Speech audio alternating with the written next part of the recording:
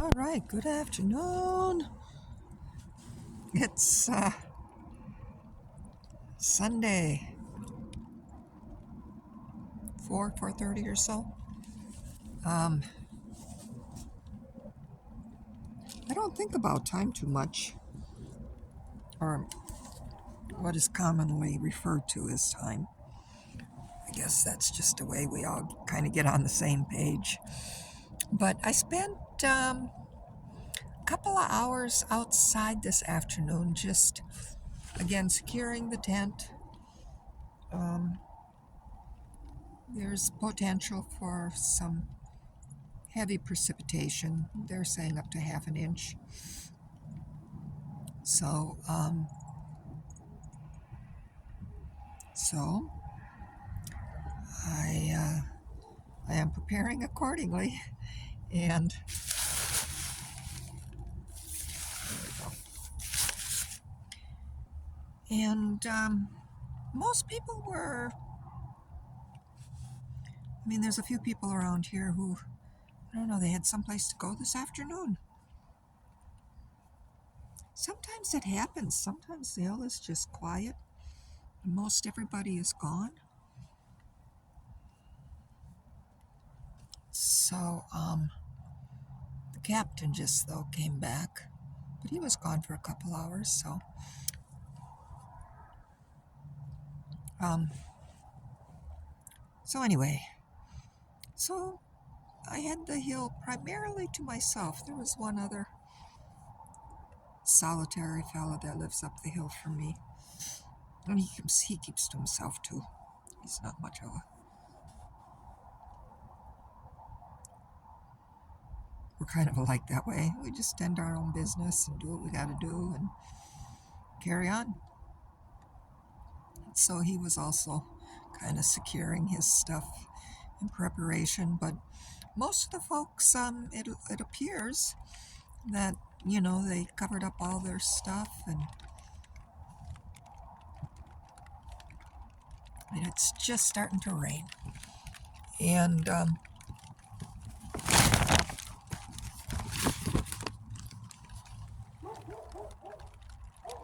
and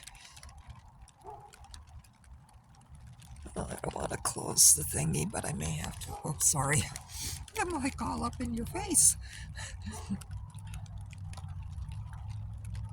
Yeah, that should do it. Um, yeah, so I had the chance to get outside and kind of secure a few more ends, and somebody donated a frame for like one of those. Um, they called it an awning, but just a canopy. It's a metal frame, and then you put a tarp over it, and so you got like a roof. The kind you see in farmers markets and that type of stuff. So they dropped it off by my tent yesterday afternoon, but in preparation for, like, if there's some winds or anything like that, what I had to do was I had to put it around to the other side of my tent, and I secured it down and pulled in some of the rods. The um, so so it stays secure, so the wind won't blow it, or blow it into the tent or what have you. And and so yeah, but the wind is picking up. There was a little bit of rain, it slowed down, but we're gonna get more. So yeah, so it's really I'm happy because I had a chance to be outside and get a little exercise, up and down the hill, getting rocks to just to secure the tarps down, and and any particular areas that looks like it might um, leak down the hill into my tent. I just set down a whole bunch of rocks to just slow it down and hopefully sink the water into the earth. But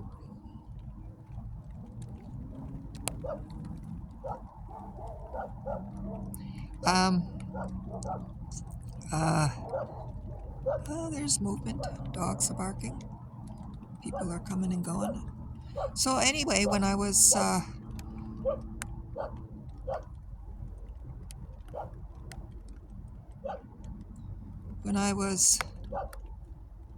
gathering stones or rocks,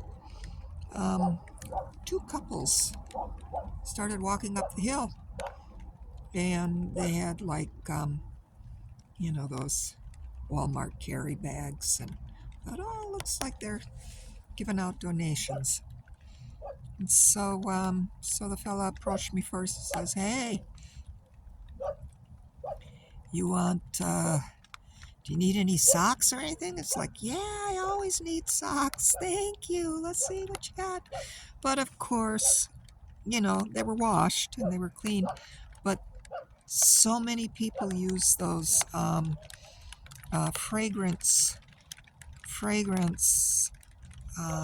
fabric softeners.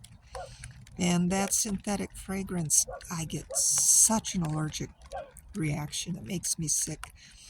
And I said, "Oh, you people, that's so beautiful to take your time and share, but I can't. So they had hats and everything, but it all had that poison on it. Those endocrine disruptors."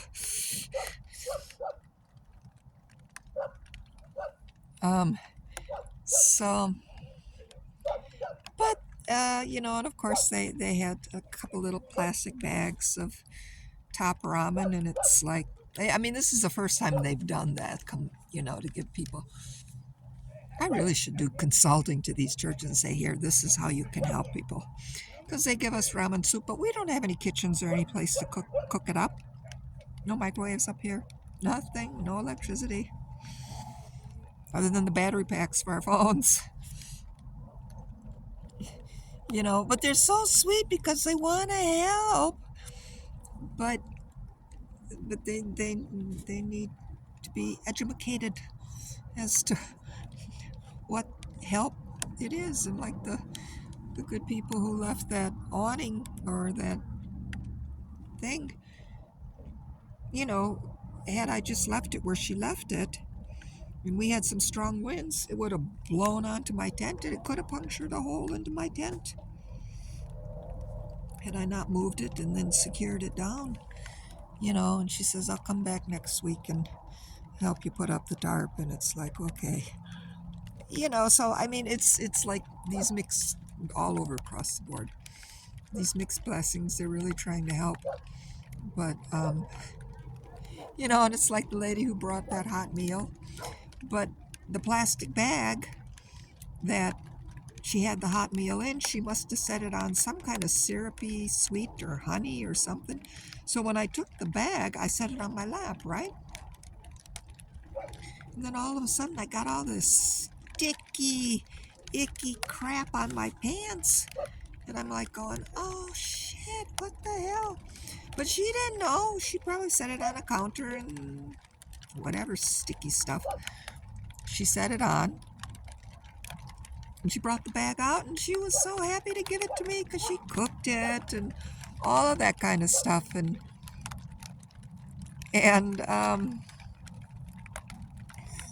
people just don't understand. And so here I was, and I had, and it was spreading all over the place. And it's like, oh my God. So I had to wash it off, but now it's like 5 o'clock. It's going to be night, and it's going to be cold, and I needed water. And these are my only pants.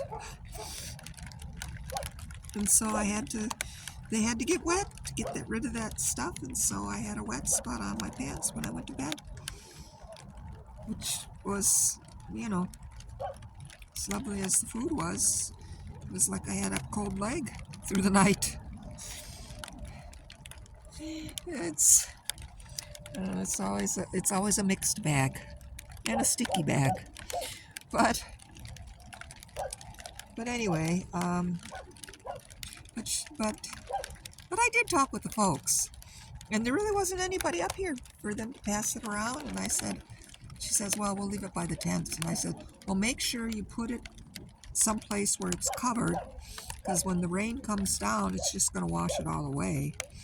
So she stopped and thought, and she said, "Well, we'll just come back next week." And I said, "Yeah, that might be a good idea." Um, but but but anyway, I had a chance to talk. They were probably in their 40s or early 50s. Two couples from two different churches, but one of them is from the Covenant Church, just up the street here. And so we had some nice, sweet, exchange about the beauty of spirit and the Lord, and and she said people warned us about people up here, and it's like, that's good. It's a fair warning, But I also said everything that happens up here happens down between the four walls and the ceilings of almost on every block. It's just that this is wide open for the public to see. And they're nodding their head. And once again, I explained to them I'm out here behind corrupt people who try to lasso me into domestic servitude and doing slave work to take care of elderly people that they get the IHSS income from, but they don't pay me anything. And they say, "Oh, you got free rent." Well, that free rent is a slave quarters, and I had to escape from that crap. And so I'm still running from these people, but it's going to catch up with them. But once again, I talk with everybody. I explain that to them, and then everybody just nods their head. It's like, yeah, that's how it is up here. It's wild, wild west. And I said, yeah, it sure is. So, but I said, "Oh, you're never alone." I said, "I know I'm not alone. I'm still alive. God has been with me to protect me every day out here." And it's only by the grace of God I'm still alive. So, you're preaching to the choir here. And we were chuckling. Their laughter was more nervous laughter, though, when they really recognized the truth. And then I explained to these people, and I explained to them, hey, initially when I came up here, I assumed I was going to be helping, doing some caregiving work. I was going to have free rent. I was going to get paid. I was going to help this person. It's right next to COS. And I told the people, I said, these were my conditions. And then I want to start teaching classes at COS, community organizing. We have to put in our gardens. We have to start growing more of our own food locally and work together as neighbors. And like everybody's going, yeah, we really do. And it's like, yeah, but I got these people chasing me and I got to get them off my table, off my tail. And I said, it's a small county. Everybody knows everybody. And I've been blacklisted on all the social services and stuff like that. And so the people, it just amazes me. Everybody that I speak with, who are kind of, the working citizens and the good people of the community, I don't have to explain this to people. They are completely aware that this is what's going on. And this is how things operate up here. And so it's fascinating. But I also say, listen, it's going to be hard even for people who have incomes in houses. There are enormous changes coming on. And everybody is going to have to learn to grow their own food and take care of themselves and their neighbors. And everybody has to carry their own weight too. And look out for one another. And again, these are smart people who've done well for themselves. And like I said, they're in their 40s or 50s, raised kids, probably grew up in the area. You know, everybody realizes, ooh, these are changing times.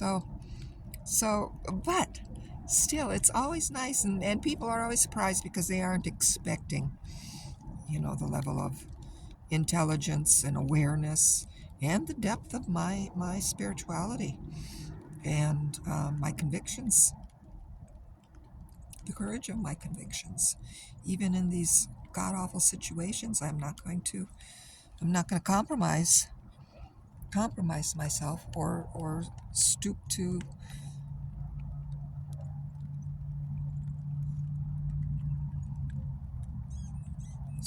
harmful ways of trying to find solutions.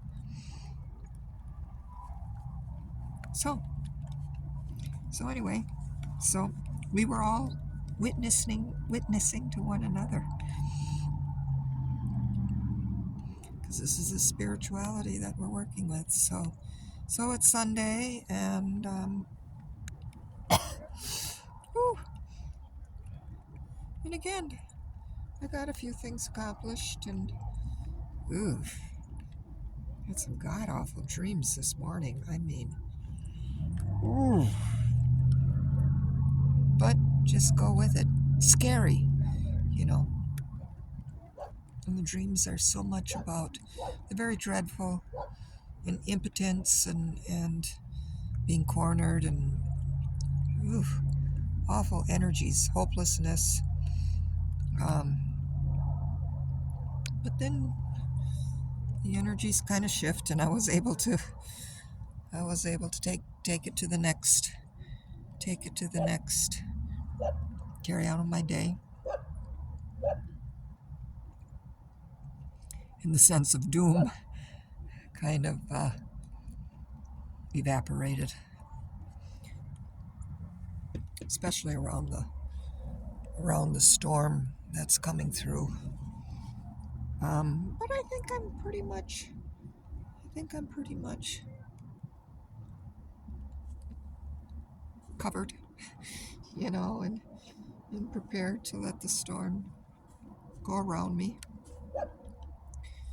Just stay safe